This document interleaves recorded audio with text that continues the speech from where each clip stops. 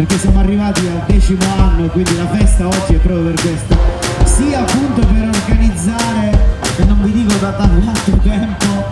questa giornata, questo evento, per mettere a disposizione tutto quello che vedete. Quindi farei il ringraziamento più grande, un applauso enorme a Tino, Rosita e a tutto lo staff di Ti.Pi.Ca